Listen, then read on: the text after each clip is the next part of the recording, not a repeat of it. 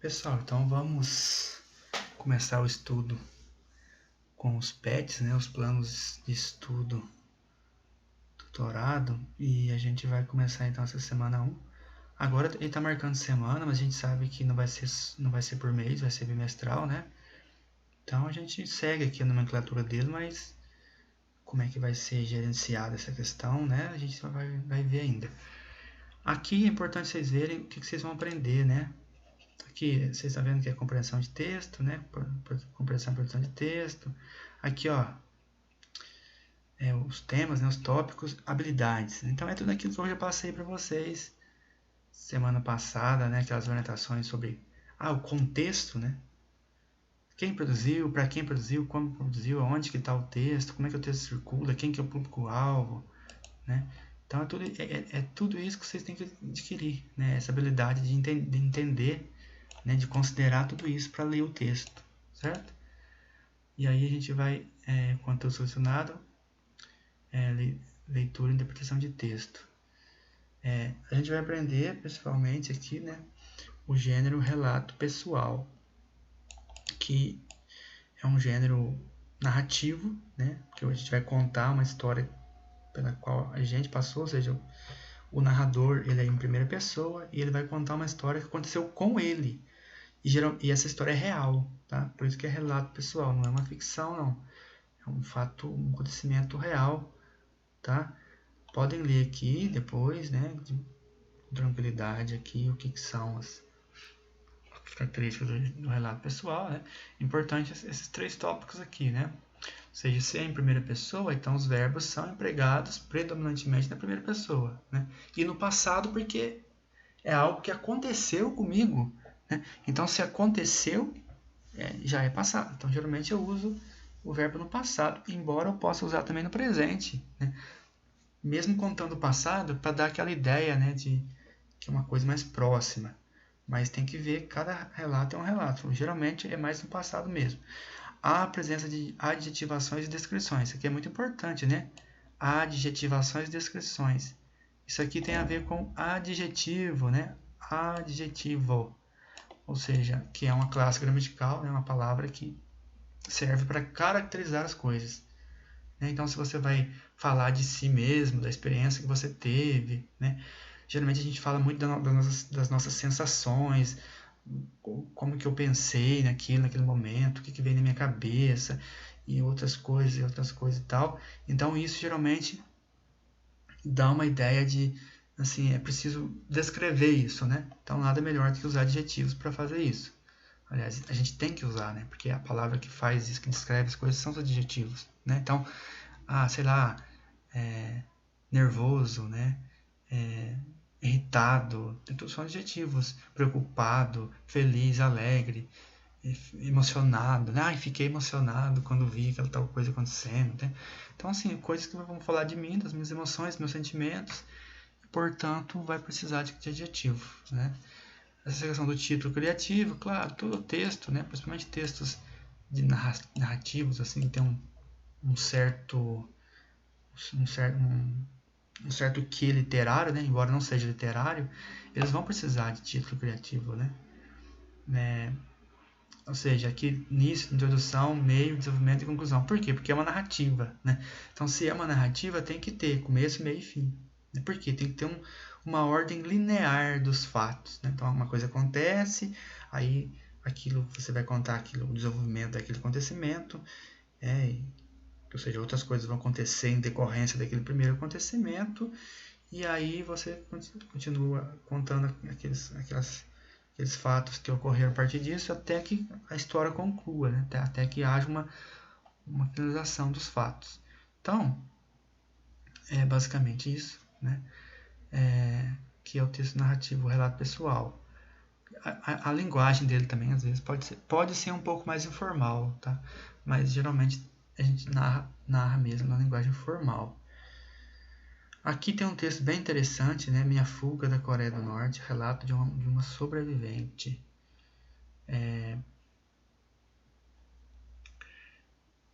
Aqui é muito interessante, ó. Aqui já fala relato de uma sobrevivente, minha fuga da Coreia do Norte.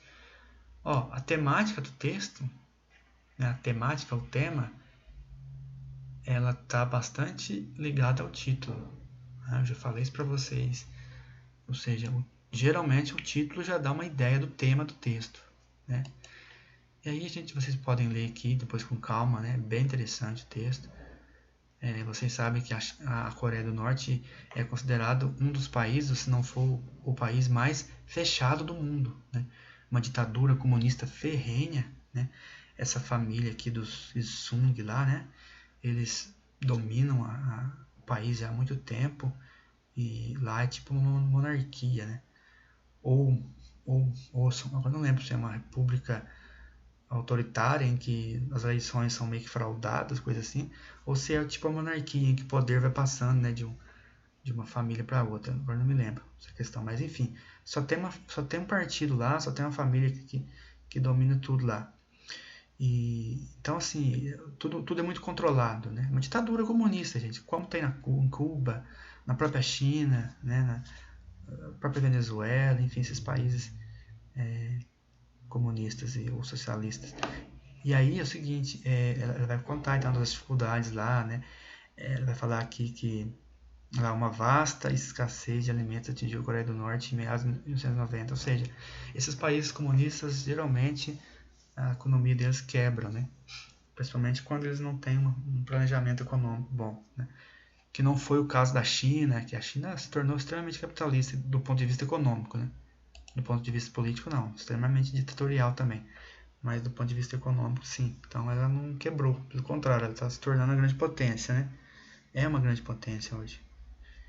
Que inclusive dizem que pode ultrapassar os Estados Unidos. Tá? Já há meio que uma guerra fria entre Estados Unidos e China, né? Por conta disso. Mas enfim, são questões de geopolítica.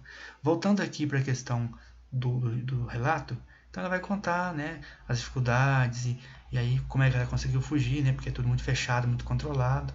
E aí ela foi para a China, inclusive. Né? Mas lá na China também ela passou dificuldades lá. Por quê? Porque na China tem muita xenofobia. Né? O que é xenofobia? É quando você está numa terra estrangeira e as pessoas do lugar elas não apreciam a sua presença lá. Né? Você é visto como um invasor, principalmente se for ilegal, né? Que foi o caso dela aí no texto. Então a pessoa é tida como invasora, existe muito um preconceito, né? Xenofobia é uma espécie de aversão, né? Como a questão fobia diz, aversão a pessoas estrangeiras, tá? Em alguns lugares isso acontece muito, como por exemplo lá na Síria, em alguns países muçulmanos, por exemplo, os cristãos, né? Que lá a religião dominante é a religião muçulmana, então eles sofrem, além da cristofobia, eles sofrem também a xenofobia, né? Porque eles, às vezes, lá tem muitos refugiados também por causa das guerras, né? As pessoas mudam constantemente de lugar e muitas vezes vai para um lugar que não é bem visto, não é bem acolhido, né? Então, quando você não é bem acolhido num lugar e sofre, inclusive, uma certa perseguição, então você é alvo de xenofobia, tá? Aí isso faz com que haja repatriação, né? Que é você ter que voltar para sua pátria, né? E muitas vezes de forma obrigatória, né? Pode ser voluntário, você mesmo pode decidir voltar, mas como em lugares que há xenofobia, às vezes o próprio governo lá daquele país xenófobo, né? Ou pelas leis que o país tem também, que essa questão da imigração também tem várias questões para olhar, para ver, para analisar, mas enfim, a pessoa acaba voltando, sendo repatriada, né? Aí, gente, a primeira questão indique qual é o tema tratado pelo relato pessoal lido.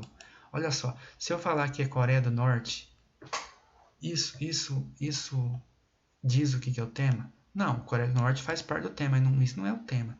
Ah, o tema é o comunismo na Coreia do Norte. Tá, isso também faz parte do tema, mas isso tudo é o tema? Isso já diz o que o texto trata? Não.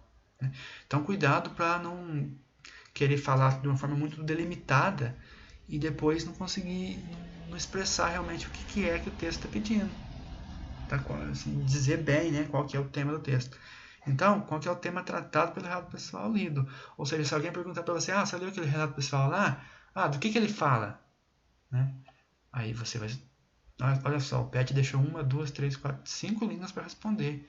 Então, você pode falar o tema de uma forma desenvolvida para que quem perguntar para você qual que é o tema, você saiba responder com mais precisão, tá? E com mais da forma mais correta mesmo, para não ficar confuso, né? Porque se você diz, o tema é o comunismo na Coreia do Norte. Não, esse não é o tema. Isso faz parte do tema, mas não é o tema, né?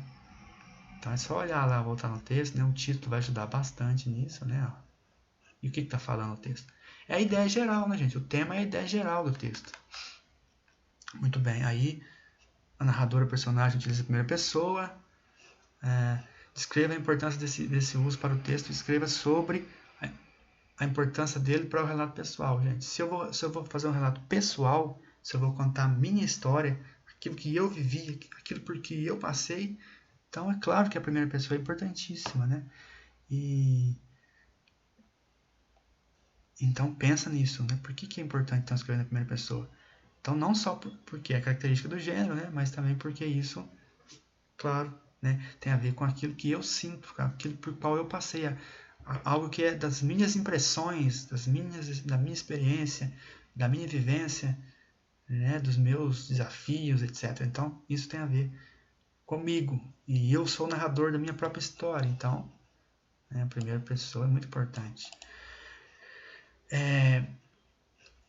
Indique qual das alternativas seguintes apresenta uma característica do gênero relato pessoal que está presente no texto. Então aqui, eu posso usar o relato pessoal às vezes na primeira pessoa do plural, né? Qual que é a primeira pessoa do plural? É o nós.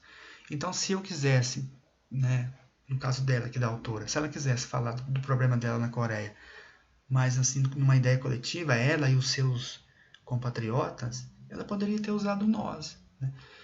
Perderia um pouco do aspecto mais subjetivo, né? Ou seja, mais próprio dela, da experiência dela. Mas ela poderia ter usado também e falado dela, né? Mas isso está presente no texto? Então aí vocês vão ter que ver lá, tá? Volta lá no texto para ver se aparece o nós, né? Ou se ela usa mesmo mais o eu, né? No singular. Isso acontece, como eu falei anteriormente, verbos no presente, para dar a sensação de algo que acabou de acontecer, ou está tudo no passado mesmo, né? Veja que aqui está perguntando, apresenta uma característica do gênero pessoal, uma característica que está presente no texto, tá? Então, pode ter sim, qualquer relato pessoal pode ter isso, mas tem que ver se é nesse texto que tem, né? Porque a gente está analisando esse texto, não o gênero relato pessoal de forma geral. O uso da primeira pessoa do singular e verbos no tempo passado, né? Então aqui seria a característica mais própria mesmo, que é mais recorrente, né? É isso que está no texto? Ou falta completa de adjetivações, ou seja, não está legal o texto porque ela não descreve as coisas, isso acontece no texto? Então dá uma olhada lá para ver se é isso mesmo. E aqui, como eu falei da questão da xenofobia, aí é para vocês pesquisarem um pouco mais, né? O que é, e aí vocês vão escrever aqui, um pequeno parágrafo, né? 1, 2, 3, 4, 5, 6, 7, 8, 9, 10 linhas, dizendo o que a gente poderia fazer, então, para acabar com a xenofobia numa sociedade, né? Então, por exemplo, aqui no Brasil a gente está tendo lá no norte muitos venezuelanos, né, por conta da crise da Venezuela. Está havendo xenofobia lá, né? Como é que o povo lá eu acho que é Rondônia, né? Se não me engano, aqueles países vizinhos à Venezuela estão acolhendo bem os venezuelanos ou não? É um exemplo que eu estou dando. Estou falando que é para falar disso, tá? Mas assim, pesquisem, né? Por exemplo, existe algum país que enfrentou o problema da xenofobia, que acabou com a xenofobia em seu território, né? Criou políticas de imigração eficientes, né? Sem comprometer o país e ao mesmo tempo dar um suporte para quem é estrangeiro. Enfim, aqui é uma questão, né, bem complexa, dá para fazer toda uma dissertação sobre isso, né? Mas aí o PET quer que vocês então façam esse esforço, né? Aí a gente entra numa questão de sociologia aqui, né? História também, geografia. Então aí eu não sei se o PET de geografia talvez vai trabalhar esse mesmo tema, né? Se trabalhar seria até interessante para fazer essa interdisciplinaridade, mas pesquisem, tá? Pesquisem sobre xenofobia e sobre políticas públicas que são viáveis e eficientes no combate à xenofobia. É isso aí, pessoal. Então, se vocês tiverem dúvidas, tá bom? Vocês podem perguntar, ok? Estou à disposição.